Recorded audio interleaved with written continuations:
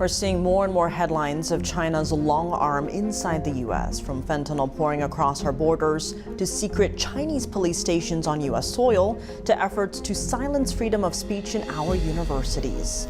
While awareness of the Chinese regime's insidious nature grows around the world, one group has been peacefully standing up to the Chinese regime's atrocities for decades.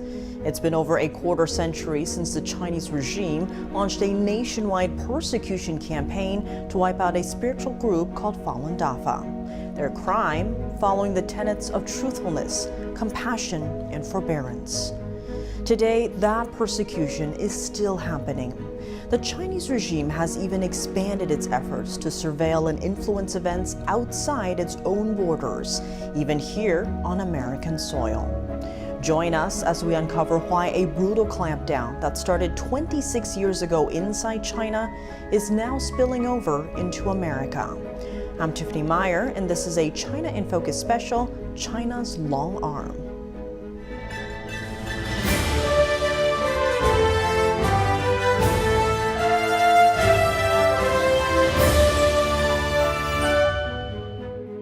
Welcome to a special edition of China in Focus. As you can see with us here are some special guests, four practitioners of Falun Gong. They each have their own unique and compelling story to share. They've witnessed firsthand the Chinese regime's transnational repression. But before we get to their stories, let's set the stage. Today, we're delving into the Chinese regime's long arm, whether that's infiltrating our schools, silencing dissidents, or shaping public opinion. The Chinese regime has cast its shadow over more and more of our freedoms. To the Chinese regime, nothing is off the table. There's no better example of this than the regime's brutal campaign to eradicate the spiritual discipline Falun Gong. 26 years ago, the Chinese Communist Party launched a nationwide campaign using jail, torture, even crimes against humanity to try and wipe out this faith. That repression hasn't stayed inside China, but has even spread here on American soil. And today with us here, we have a special group of guests to share their story so that we can learn from them and figure out what to do as we see that seeping into America. I want to go back a little bit first, though, and go to you, Zenon, because you were part of a historic moment that unfolded inside China on Tiananmen. We actually have some images from that I want to bring up. So here's you, actually. Talk to us what happened here. This was in 2001, so this was a long time ago. This is a lot of people understand this terminology, CCP, today, and we learn a lot of the evils of the Chinese Communist Party. Back in 2001, the international community is trying to welcome China as a type of trading partner, and so it was very hard for us to speak out on behalf of the people being tortured and killed in China. And I felt deeply compelled to do so. The practice of Falun Gong is absolutely free. And I got a lot of health benefits from it. My mother started practicing it. She got a lot of health benefits from it. And to know that people inside China were not only stopped, but the rest of the citizenry is lied to and being told something that can benefit their health and life for free is something that's nefarious or is harming society, a blatant lie. I felt compelled to help speak out for the people in China, not just for the Falun Gong practitioners, but for the people inside China who were being lied to. We kind of joked a little bit, we quibbed about what it would be like to see a policeman's face if we were standing inside China on Tiananmen Square looking at him with our white faces. And we just started to look into it and investigate the possibility if we could even get visas. And sure enough, we did. I mean, I want to definitely get into that because I think that's a very fascinating story, a very compelling story. As we can see, you were actually being carried right there by Chinese policemen. But I want to bring it back to the United States for a little bit first, because a couple years after that, you were in Flushing in New York, and you were also attacked by Chinese agents on U.S. soil. Talk to us about that. One of our efforts to educate Chinese people is to be at tourist sites so that when they leave China, they're actually able to interact with people who are allowed to get free information. And so whether it be tourist sites or Chinatowns, we'll have various places where, you know, people can run into us, get flyers, ask us questions, and talk to us about this. And in Flushing, New York, we had a booth where we were, you know, providing literature for people. And we were being targeted by like mobs of people. It escalated to a physical confrontation where I was, you know, trying to put my body in the way of people, protect some people, and getting hit myself. All I see is a bunch of people, but you can tell you can tell when somebody's using effort, right? So you can see somebody trying to get angry, trying to get other people angry, and you can see other people just kind of standing around watching. And so later we found out that the Consul General in New York admitted in a telephone call, it was recorded and then printed, I believe, by your sister company, Epoch Times, the entire transcript of the call, where he even bragged about paying agents to go to that incident to help create the conflict here in New York.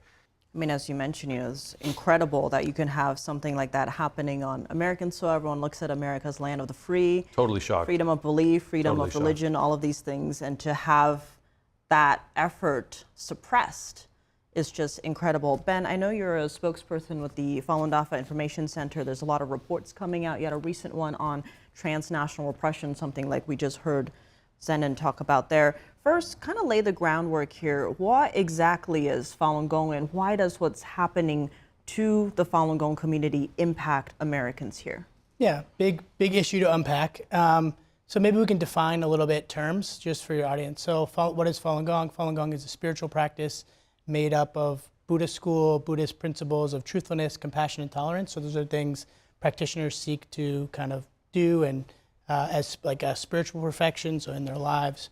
And then it involves about 5 sets of exercises. You can see them in the back here, standing and sitting exercises, like a gentle qigong. And it was introduced to the public in 92, and from 92 to 99, organically in China, grew from 0 to 100 million people. So 1 out of every 13 people. The size of that, and for various reasons we'll get into in this discussion, scared the Chinese Communist Party, particularly the leader at the time, Jiang Zemin, started this brutal persecution that we're talking about today. But the long arm of the Chinese Communist Party has never ended at China's shores. The reason for that is their stated goal is to export their totalitarian. So when we talk about the term transnational repression, what that means is that a government, a totalitarian government like China, is reaching beyond its borders to control its diaspora, like meaning its Chinese nationals or people here, as well as the American public. And there's been a lot of evidence lately from 2022, especially all the way from high-level meetings with Xi Jinping himself to the various security apparatuses that indicate that this is a coordinated plan by China to the top to try to silence freedom of speech and freedom of belief in the United States. I want to delve a bit into just how wide-ranging that is and just how incredible it is, because in 2022, we got this leaked directive from actually inside the highest reaches of the Chinese Communist Party that revealed just how expansive that effort to suppress Falun Gong is, even overseas in America. You know, these insider accounts revealed that it came directly from Chinese regime leader Xi Jinping. He was expressing frustration with his own officials about their inability to suppress this practice. He even said, you know, they had to go after and neutralize Falun Gong's overseas activities, as you're laying out, right, what's happening here in America, instructing officials to ramp up efforts to, quote, completely and on an international scale suppress Falun Gong's momentum. And that was through 2 main ways: influencing global public opinion and leveraging legal warfare. So, Emily, I know you were part of the Students for Falun Gong effort. So I want to get into how we're seeing some of this directive play out on college campuses, actually. So in terms of the Chinese regime's long arm, we're seeing instances of that in some of our highest, most famous institutions of higher education. I actually want to play you a clip before I let you respond from Harvard, where the Chinese ambassador was speaking and then a Taiwanese Harvard student tried to raise some concerns, and then something happened. So let's play that clip and then have you all react. Come to paint the illusion of a prosperous China, but your hands are painted with blood. You've robbed the Hong Kongers of their most fundamental freedoms and devastated their democracy. Now, in my country, Taiwan, you sought to do the same. So there you see that Taiwanese Harvard student getting dragged out quite roughly by a Chinese student. Emily, first, what was your reaction to that clip? And have you or someone you know experienced something similar while in our universities? So it's shocking to see footage like that and something like that happen on university soil in the United States. But to me, it's actually not that surprising. And the only reason I say that is because I've been practicing Falun Gong for a long time. And like you said, in recent years, I've worked very closely with students for Falun Gong. So we're a grassroots and nonprofit organization, and our goal is really to support Falun Gong related activities, club activities on university campuses, mainly in North America because that's where we're based, but also internationally.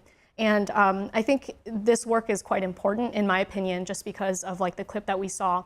Really, any dissident group on any university campus in the United States, unfortunately, is subject to similar harassment, discrimination, you know, whether it's Falun Gong, Tibetans, Hong Kongers, Uyghurs, Taiwanese, Chinese democracy groups, anyone that dares to speak out about what the CCP is doing is really subject to similar harassment.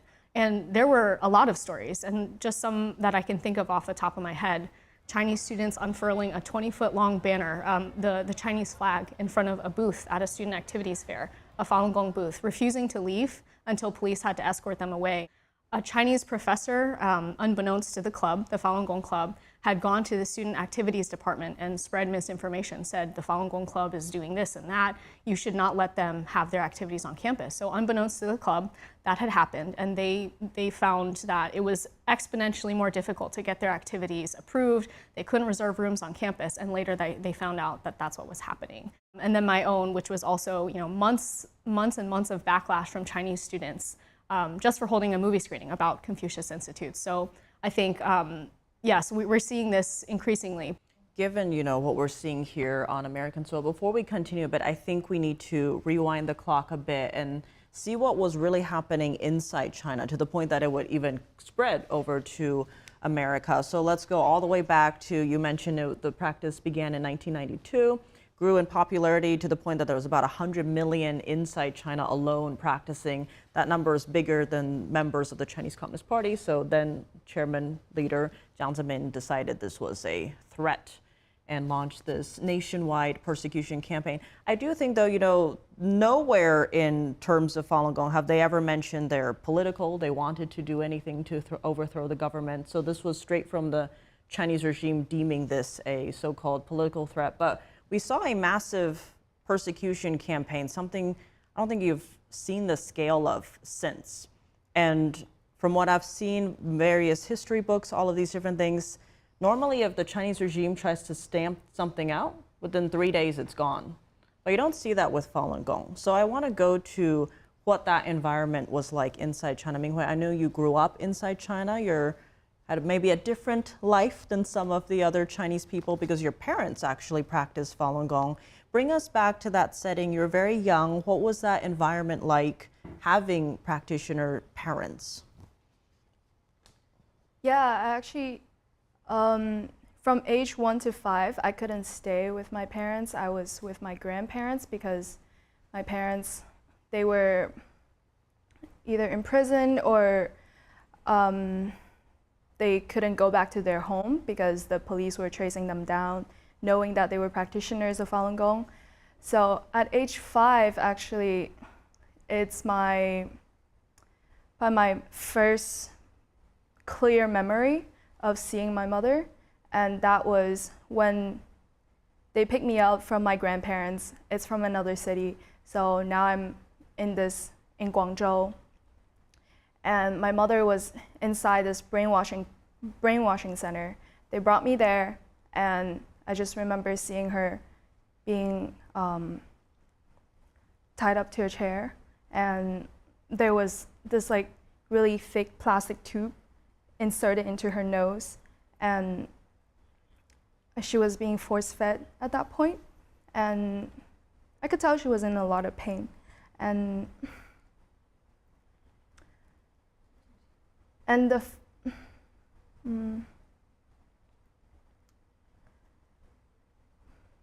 So I was crying, and then she looks like she was in a lot of pain, and it didn't seem like the feeding was there to like save her life. It was to torture her. And actually, many years later, when when she was recounting that memory, at that point she had already been on a hunger strike for many days. And so that force feeding had also been happening here and there. So she was going through that excruciating pain pretty frequently. But then on top of that, they wanted to bring her 5-year-old daughter in, me. She wanted to bring me in to witness that, to let her see that, hey, your daughter hasn't seen you in years, but now she's seeing you. She is seeing you in pain because you still practice Falun Gong, and she doesn't dare to approach you, and she's crying. And I know that's what really broke her, because like at that point she's been through a lot of physical pain already, but on top of that, she wanted the brainwashing camp really used me to really break her will. Yeah. And actually I stayed with her for a few days in that center, and by the end of it, I was grabbing her hand, and it's just like, Mom, let's go home. And they wouldn't let her. So that's my very first memory, very first clear memory with my mom. And ever since then, I've been living with my parents in Guangzhou, and I've always been living in fear. Actually, a few years later, my dad was arrested to the labor camp because he was telling his colleague about the truth of Falun Gong, that we are just people that follow truthfulness, compassion, and forbearance, and we do these gentle exercises to improve our spiritual health, to improve our physical health. And he got reported by his colleague for just saying stuff good about Falun Gong. So while he was in the labor camp, my mom often had to work 2 jobs, at one point 3 jobs, to just make ends meet. And sometimes I would be, sitting by the elementary school gate, and I was sitting with the security guard because there's a room like by the gate. I was sitting with them, and I see all the kids being picked up by their parents, and I was just always sitting there waiting for my mom, and then I would be crying. Sorry, I didn't expect to be this emotional this early on.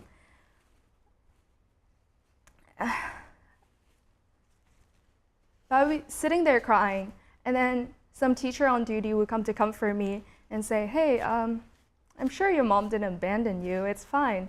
Like, your parents still want you. They thought it was because I was afraid of my parents' abandonment, but it was because at that point my dad was already in the labor camp. I didn't know what would happen to him. I think one thing people have to understand is how severe the persecution is. It's like every day you hear about like practitioners being tortured, and they're being denied treatment inside, medical treatment inside. They're being persecuted to death, and like at some instances even have their organs taken away while they're alive. And it's like there are so many things that could happen. So it's like every day I'll be worrying about my dad already, and then when my mom comes to pick me up late, that's also my fear, that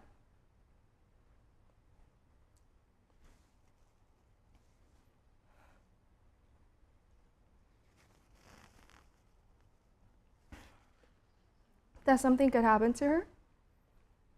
So yeah, I was just living in fear every day pretty much. And if a police car drives by, are they coming for my parents? Are they, yeah. Thanks, Ming-Hui, for sharing your story. I got to pull it together myself. It was incredibly moving. I think, unfortunately, Ming-Hui's story is the story of millions of families inside China. When we talk about the scale of the persecution, Falun Gong was very different because it was the fastest spiritual movement in Asian history, one of the fastest growing spiritual movements. The scale is something I think people don't quite understand. Like when we say 100 million people, 1 out of every 13 Chinese people, to Mingwen's point, she was a kid, so her two parents are part of the 100 million, but then it's her, and it's aunts and uncles. So it's really the whole fabric of Chinese society. Unlike Uyghurs or Tibetans, it's not regionalized. It was all across China. And 100 million is a really big number. Like if you take, just for scale so people can understand, if you take Tibet, Hong Kong, and the Uyghurs, you put them together, you'd have to multiply them by 3 to get close to the amount of people that were practicing at that time. And so the scale is huge. And I think the brutality as well is something really hard for Americans. Ming Hui told is an example of hundreds and hundreds of thousands of documented torture cases, thousands and thousands of deaths that we know about, but the true numbers is probably much higher. And the reason the Chinese Communist Party does that, you know, Ming Hui mentioned brainwashing centers and labor camps, right? So these are, you know, places that mirror concentration camps in a lot of ways. And they were places that they would send Falun Gong practitioners because you have to understand that the Chinese Communist Party wants to control every part of the populace, not just how you move, not just what you say, but really your very soul. So when we talk about, hey, it's coming to America and there's this repression that's coming to America, of course they haven't changed their nature. You know, the Chinese Communist Party is much like the parable of the scorpion and the frog, where you have the scorpion riding the frog's back, and then at the end it stings the frog, and the frog says, why did you sting me? Because I'm a scorpion. Chinese Communist Party is that scorpion. So we should not expect it to act in any other way than poisonous. Mm-hmm. And, you know, Zenon, on that note of what we're hearing, seeing unfold here in the US, but also especially inside China, just the sheer terror, like every time Ming Hui heard the police siren, she didn't know if that meant her parents, she would never see her parents again.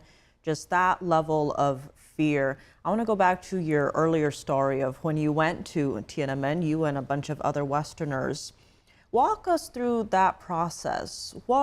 You mentioned a little bit about why you decided to go there, but weren't there risks? Did you know if you were going to be able to leave? Sure. Well, when the persecution of Falun Gong first started, I was in no way, shape, or form, not only not politically active, not politically aware. I was a very young man. I didn't understand the ways of the world or how anything worked.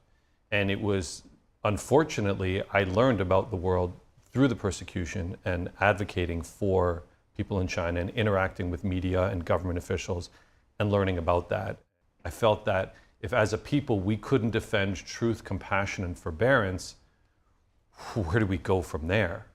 If each one of us is truly improving ourselves from the inside, and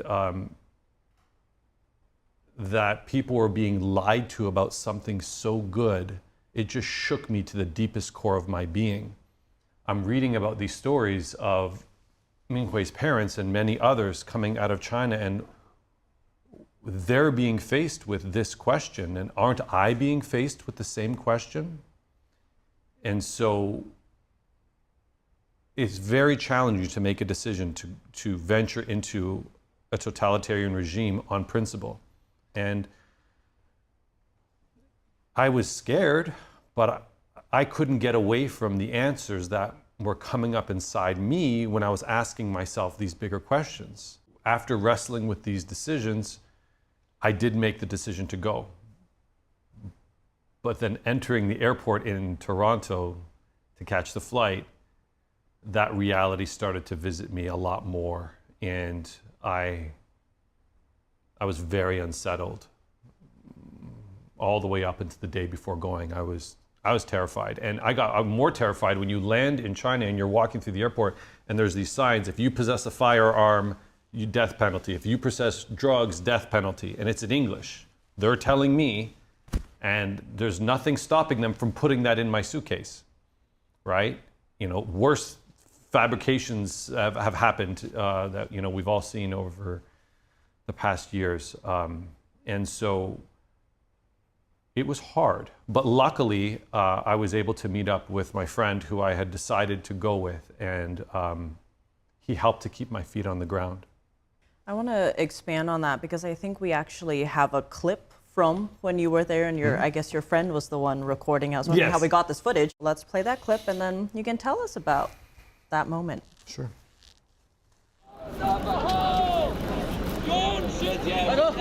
走走，等等，走走走，没什么好看，等等，走。来，等等，往这边走。 So that was your friend recording? Yes. Yes. And I think there was a tiny little, we can hear you, that's you in the clip shouting in Chinese, and then you're getting pushed towards those security vans. Bring us back to that moment. What was it like in Tiananmen? The Chinese police were closing in, you know. Well, there was one part that you guys didn't show that I particularly deeply appreciate is when I actually ran out of the vans. Because in order to do that, when I broke out the vans, there was a policeman standing right there. And I had to fake left and go right and totally undress the guy. I'm running as fast as I can, and I was very athletic. I played hockey, and so they weren't catching me. But I couldn't open that banner there. It was in my pant, like I had pulled it out. But as I was running too fast and it was flopping. And so I said, well, you came here, you know, to do this. So I stopped running, opened the banner and shouted. And the second I stopped running, I started shouting, and then my face was rushing to the ground because they had just swung and I was very lucky that I caught my face because it would have smashed into the pavement. They were on me very, very quick. But hollering out like that, I'm screaming as loud as I can, and I almost sound a little bit angry, but inside my heart, I feel like a child. I feel like I just got the greatest toy in the world, and it's Christmas, and I'm so happy because I see all the Chinese people's faces, and they're hearing and seeing a white person saying Falun Dafa is good. And for them to see that in other countries, I'm wearing the flag of another country, we all are, that this is around the world, that they're being lied to, that for a moment they had to stop and say, wait a second. The Communist Party has lied to us in the past. Are they doing it again? And to be able to know that we were able to, I was able to shout that to them and see their faces, it was, I just had this unbelievable joy. It's like these days, weeks, and months of like pressure and fear, it just kind of blew open, and yeah, I'll never forget it. I want to get to the incident you're talking about because I think that's very important. But really quickly, Minghui, because you were inside China, that environment, that suppression, the fear that you were talking about, I'll just let you react to Zenon's story. You know, now that you're in America, reflecting on that, what do you make of, you know, this group of Westerners going into Tiananmen and pulling something like that off? Yeah, I've seen your images as a child. I've seen the huge banner that the other Westerners were holding together. I've seen that all as a child inside China. It was very touching to me. I don't know if you could tell, but I was tearing up to your story, and I think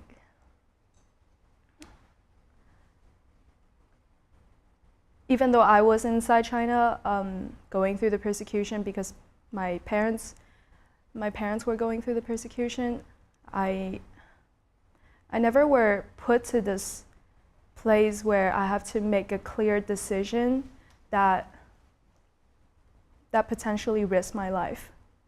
And I think like Zenon and like my parents and so many other Falun Gong practitioners inside China, they were constantly making that decision to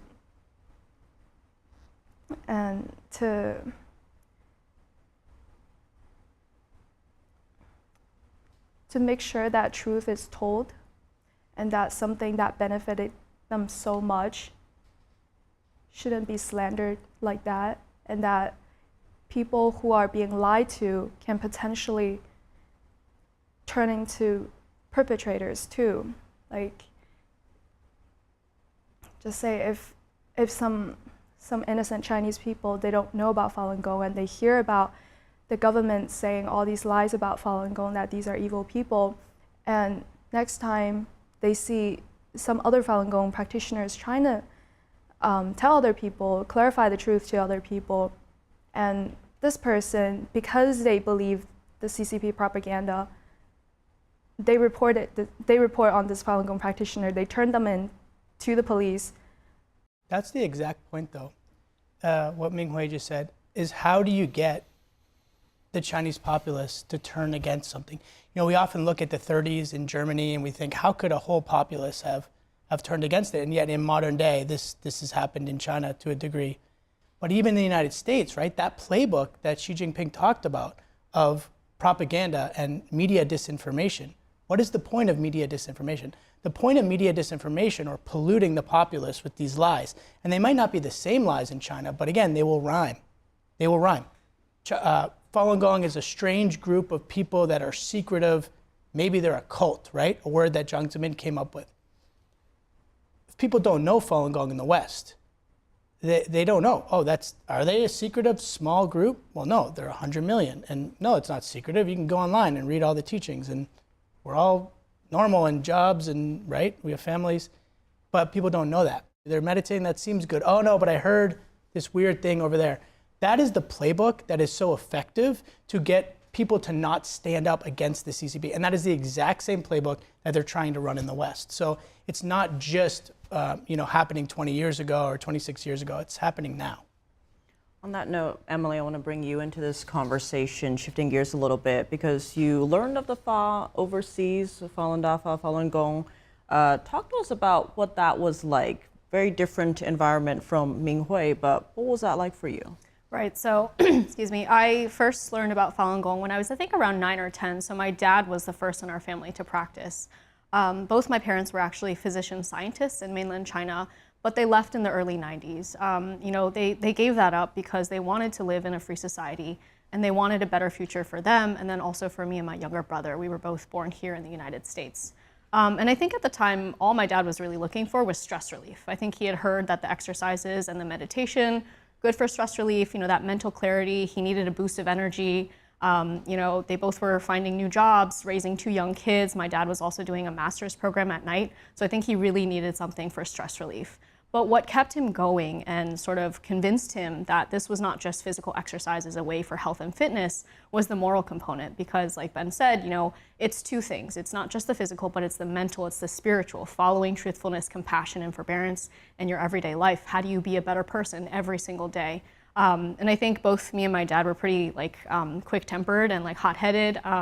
And I remember my mom specifically, she said, after he started practicing, they used to argue a lot because things were kind of stressful, but she would try to pick arguments with him, pick fights, and then he would just sort of smile and be like, we're not gonna argue right now.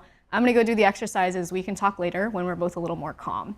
And I think that really convinced her, something so good that could change a person so dramatically. I've definitely had a journey with Falun Gong because, I knew it to be something so beautiful and good that changed my family, changed me, and gave me something to guide my life. But then on the other hand, I knew of the persecution. Family members calling from China saying, maybe you should stop practicing. And I think that's really traumatizing as a child.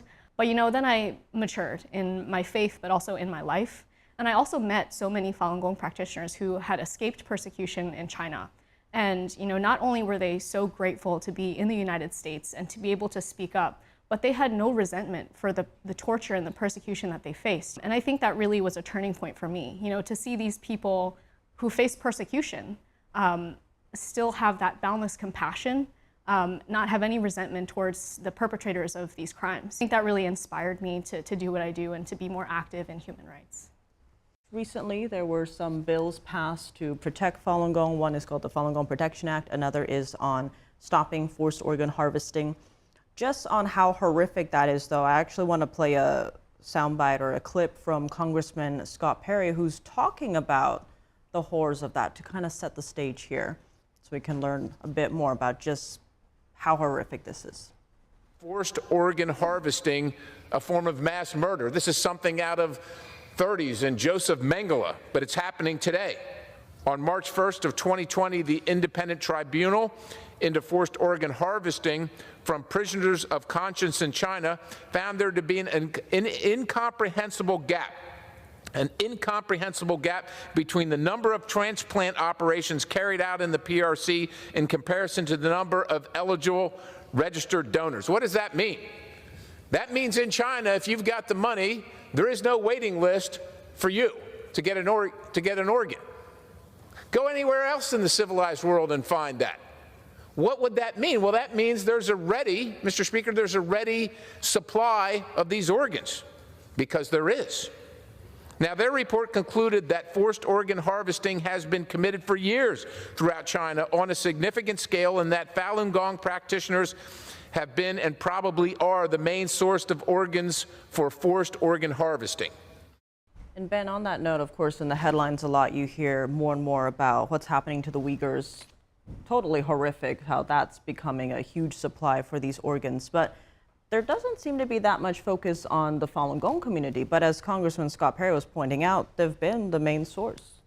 How we found out about this, we would have people coming out of labor camps, people like Ming Hui's dad, and they would escape to the U.S. and you'd hear, they didn't know, but they'd be telling these stories like on the one hand they're getting tortured, on the other hand they're getting these medical exams where they're checking your cornea, where they're checking your, and it's like, wait, those things don't add up. And it started to become apparent because what happened is China has no organ transplant system at all. There's donors it's not like a thing. And later the Chinese Communist Party would claim, oh, it's from death row inmates, and the numbers aren't even close, as Scott Perry said. To give you an example, from 1999, when millions of Falun Gong practitioners started being rounded up in this persecution, to 2000, the number of liver transplants 10x'd. What we're talking about when we're talking about forced organ harvesting is we're talking about a state, in this case the Chinese Communist Party, building military hospitals, which they did build the infrastructure for after the persecution of Falun Gong, taking people, often while they are still alive, and then killing them, and then taking their organs from their body and selling those for a profit. Hard to believe, just absolutely horrific what's happening. For those who are watching and want to learn more, where can they go to find more information? Yeah, so we have a website, Falun Dafa Information Center. We've kind of been a nonprofit that's worked with the government and has a number of reports. So our website is faluninfo, faluninfo.net, and people can go there. You can find out information about forced organ harvesting, the persecution, the practice. And Emily, with the work you've done with students for Falun Gong, for those watching, maybe a student themselves, they don't know how they can speak up on college campuses. What would be your message to them? I would say don't be afraid. There is support out there, and definitely, being in the United States, we have the privilege and the right to speak up. So I definitely want to encourage anyone, definitely reach out to us as well. We're here to support you. Contact at studentsforfg.org.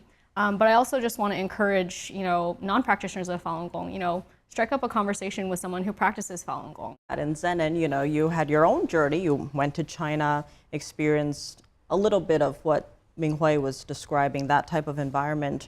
What's the main point you would like our viewers to leave today's show with? I'm a health and fitness coach. I continually have to guide people through a lot of health and fitness challenges through their life every single day. We don't proselytize in Falun Gong. It's not part of our teachings to convince people to practice Falun Gong. I don't do that with my clients either. But my own personal experience practicing it and raising children and just having the regular challenges of life to have something which is empowering my mind, my body and soul simultaneously, harmonizing them together, giving me that strength to face the challenges of the day is extraordinarily rewarding. And for me, existentially, still after 20 years, I still think about this larger for civilization. Yes, it is good if we can protect a practice that promotes virtues in society. So, yeah, that's my message. I just want to thank all of you so much for joining us. It's incredible and important stories you all shared. So thank you so much. Thanks. Thank you. Thank you. As we just heard, stories of heartbreak, of resilience and hope. As global tensions and endless headlines fill the airwaves, let's take a step back and reflect. As these stories demonstrated, each individual can take a stand in the face of repression. Thank you for joining us for this special edition of China in Focus on NTD. I'm Tiffany Meyer.